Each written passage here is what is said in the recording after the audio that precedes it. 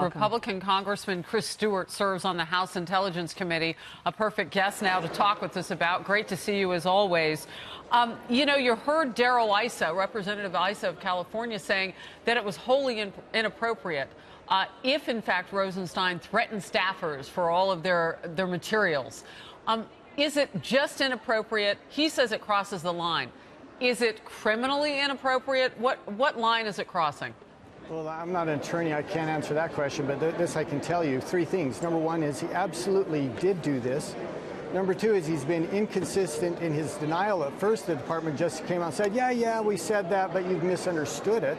And then last week he said he didn't say anything of the sort. And so he's got to reconcile those two things. And the third thing is it's not just inappropriate, it's outrageous.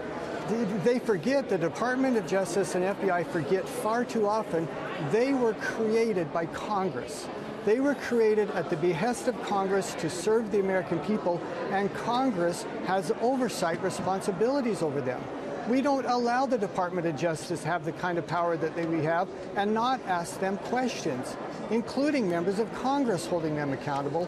And for them to turn that around and say, well, okay, you guys think you're litigators, we're litigators too, we're going to come after your records, we're going to come after your phone calls, we're going to come after your emails. It's outrageous that he would put that kind of threat before the committee and before our staff members. It's them against them in terms of the words, but these staffers, I would imagine, would have, these communications had to happen in some way, right? They're going to be people whose memories are there. There might even have been a note that was taken. There's a whole lot to take into consideration when the deputy AG just says it's his word against everybody else's. Well, it's not that simple, though. These staffers were so taken back by this, they came back and immediately wrote down their notes. Mm-hmm. They immediately sent emails to the House counsel. Their emails were written separately, but they're very consistent in what they describe. There's no question that the evidence, the preponderance of the evidence is very clear on this. He did say these things. He did have an intent to intimidate, and for him to months later say, oh, no, that just never happened. Okay, we'll put that before any fair-minded person and say, who do you think is telling the truth here? Yeah, what you're talking about is that contemporaneous complaint, which does come into legal standing. It is a form of evidence. So moving forward here, what would you like to see done with all of this? You've got a deputy AG who says he didn't threaten people, and you have people who definitely felt threatened and kept contemporaneous complaint.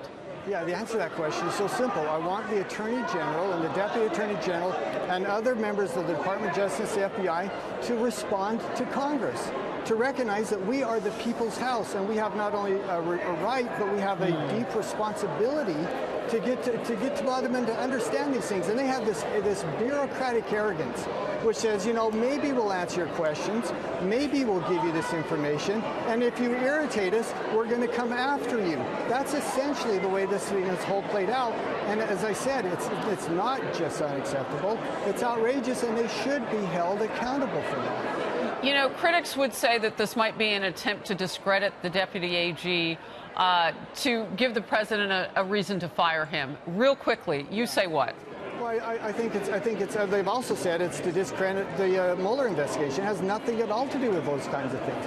I don't want the Deputy Attorney General fired. I want him to be accountable. I want him to respond. But if he doesn't, and if he does these things that are so beyond the pale, then he should be held accountable. And if that means that the House has to vote on articles of either impeachment or other legal remedies we might have, I think that we should always keep that before him. And once again, Mr. Rosenstein, just respond. Don't hide things. Don't protect your agency to the detriment of the American people.